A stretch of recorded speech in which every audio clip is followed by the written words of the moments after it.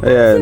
So mga kaswak, nandito kami. Nagpapa PMS dito sa Jack of all trades. Ayan. So sa package nila kasama na yung throttle body cleaning. Kita niyo yan yung carbon deposit. Mahalaga na nililinis ang throttle body kasi ito yung pasukan ng hangin. So kita nyo dumi niya, no? So tingnan natin. Ibabayan natin yung PMS itong Wigo natin. Na ano, syempre, may mararamdaman kang iba. Pero hindi siya kailangang Lagi. every PMS. Ay, hindi. Every tuwing kailan lang siya. Siguro at least makatatlong PMS ka.